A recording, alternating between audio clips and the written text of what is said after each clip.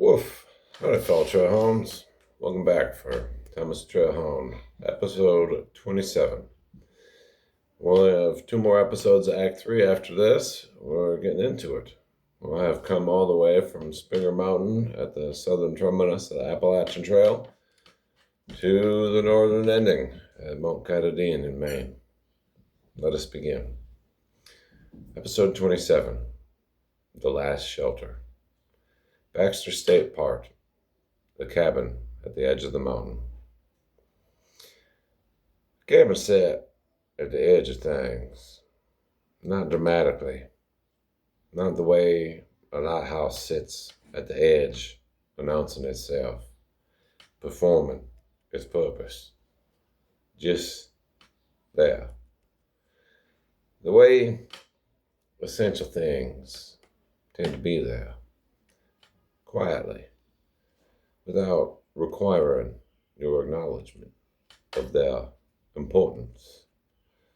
Dark wood, low roof, a window facing north toward the mountain.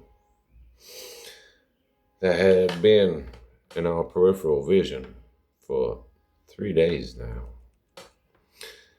Not looming, not threatening, just present.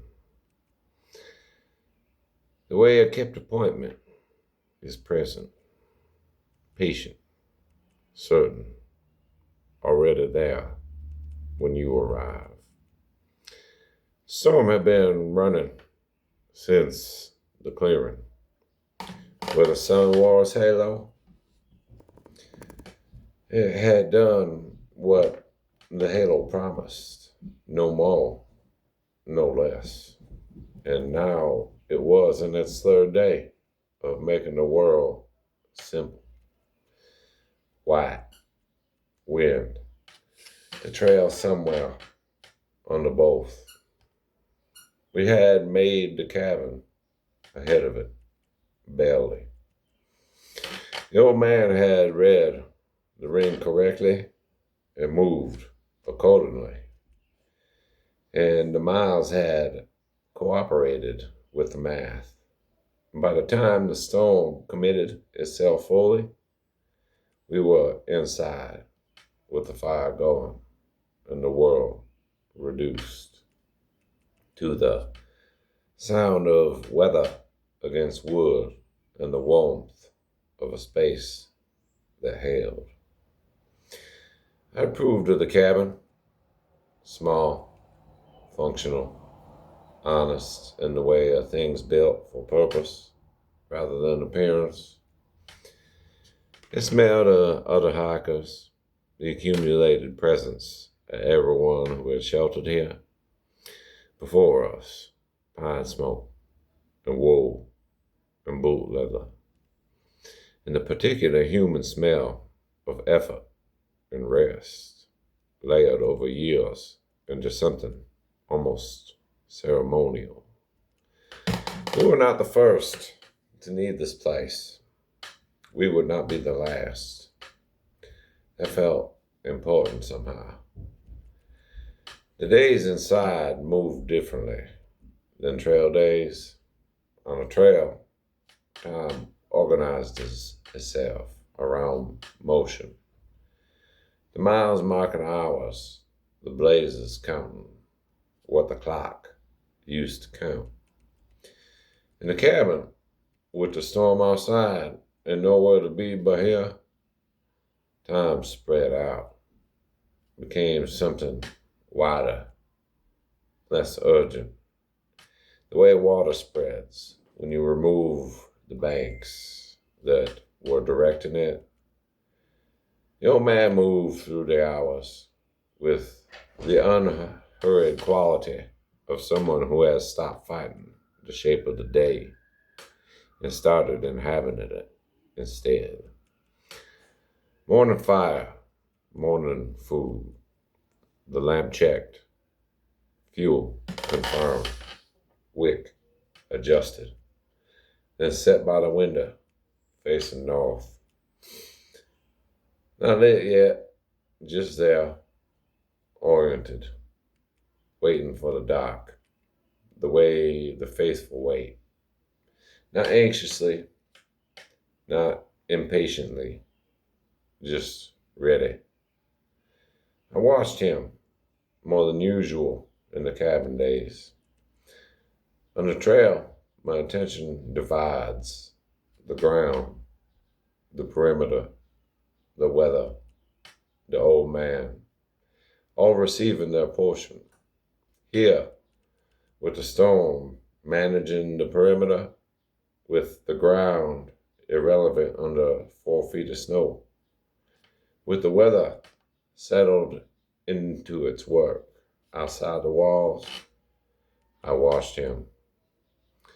The witness, with nothing else to witness, he sat by the fire, the way he has learned to sit by fires, completely, both feet flat, hands loose, the back finding the chair's geometry without fighting it, the face doing the thing the face does now when there is nothing required of it, going quiet, not blank, not empty, quiet in the way of deep water,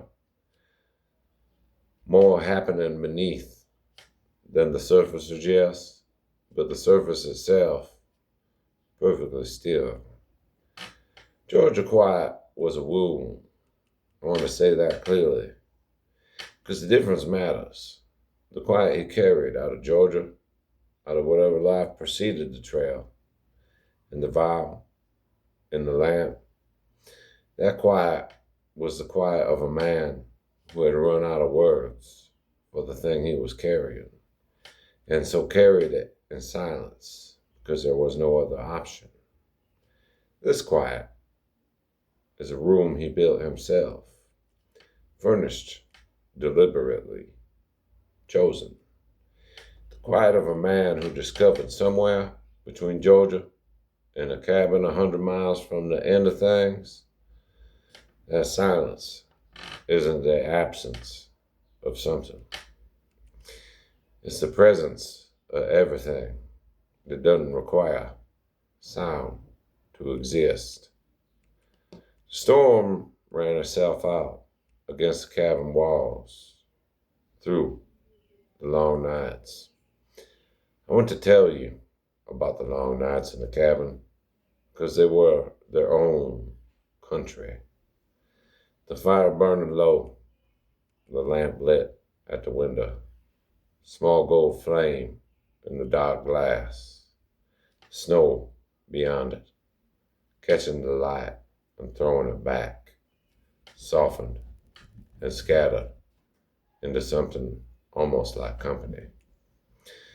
The wind finding every edge of the cabin and testing it with the tireless methodology of something that has been doing this longer than the cabin has existed and intends to be doing it long after. The cabin holding, not dramatically, just holding the way good things hold, without announcement, without requiring your recognition of it, just quietly doing the thing they were built to do for as long as they were asked. And in the warmth between the fire and the lamp, the old man and his lead boot, me, the arrangement that had organized itself across 1,000 miles of this long country, settling into the most essential form. Two creatures, one fire, one lamp, one stone, one mountain. Somewhere beyond the glass, waiting with the patience of mountains. On the second night, he cleaned the lamp. I have watched him do this more times than I can count. It never varies. Cloth from the left, outer pocket, owes the left. And the same cloth brought out with care of a thing that has its place and his return to it. The glass first, slow circles.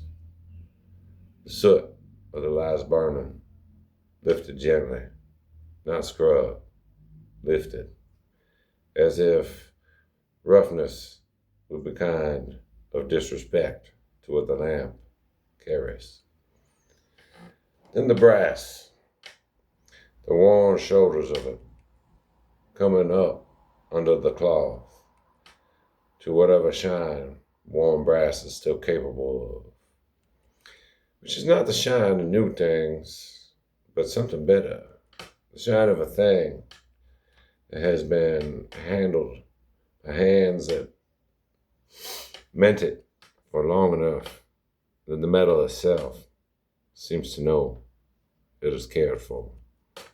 He held it up, checked the flame's path through the glass, set it back at the window, looked at it a moment, the ritual complete.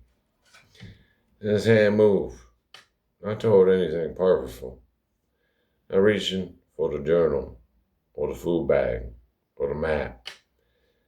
It isn't needed in a very long time, just moving, the way hands move when they are following something older than intention, to the small pouch at his chest. I've seen him touch it before, 100 times, 200. Always the same, the fingers finding it through the layers, confirming its presence, and then withdrawing. A check, a confirmation, still here. But tonight he brought it out, set it in his palm, pouch small, warm, carrying whatever it carries.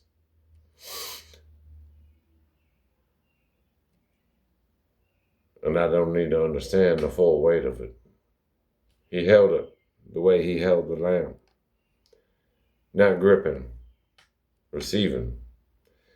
Firelight moved across his face and across the pouch in his own open hand. And I watched him be somewhere else for a moment. Not lost, not gone, visiting. The way the living can visit what they've lost without being taken by it. The man he was, the life before. Whatever the mustard seed of the thing in that pouch represents, faith the size of a mustard seed can move mountains. And there is a mountain outside this window. He held it and was with it, and then gently, deliberately set it beside the lamp. Two objects in the firelight. One from the vial, one from before. The whole man contained in the space between them. He sat with that for a long time. I didn't move. Witness work requires the witness to be invisible sometimes, to be present without pressing, to hold the space without filling it. Fire spoke, storm answered from outside. The lamp held its light at the window, steady against the dark. The pouch and the lamp sat together in the firelight, like a conversation that had been waiting a very long time to happen, and had finally found the right night for it. Then the journal.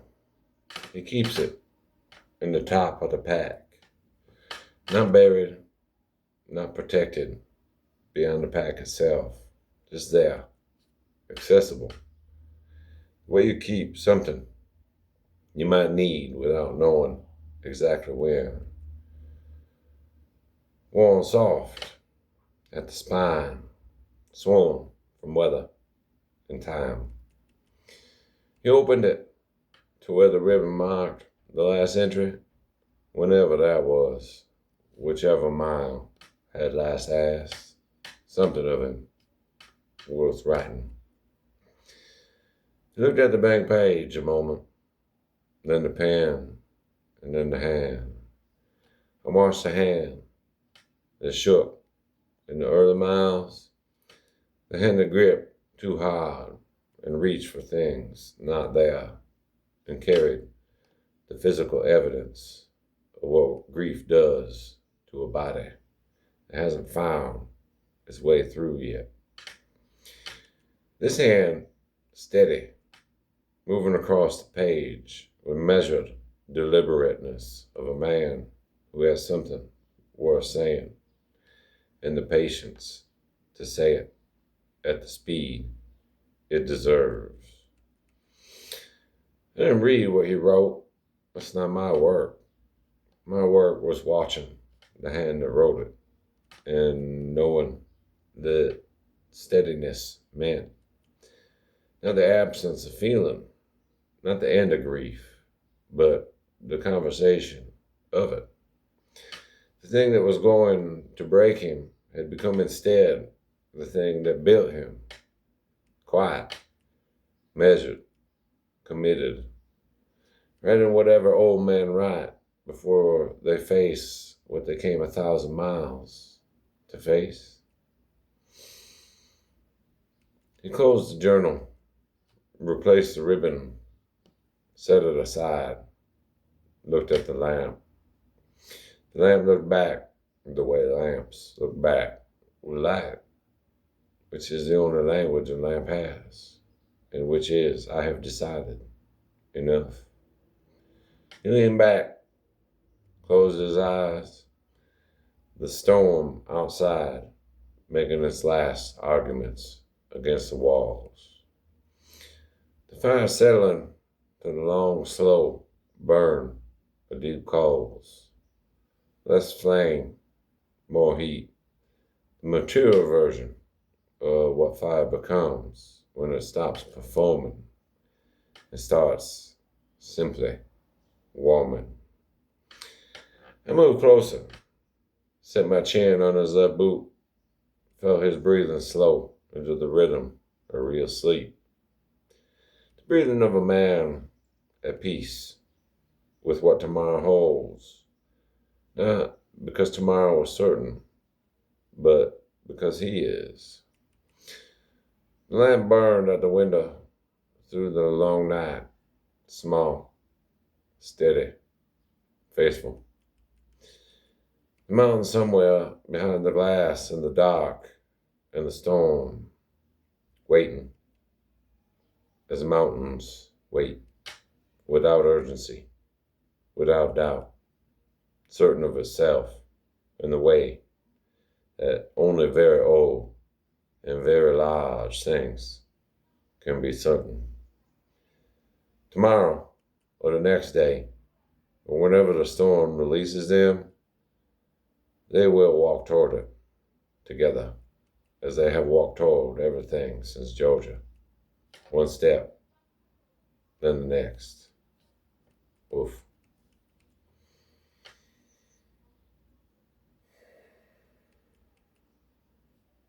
Diogenes, Trailside Reflection.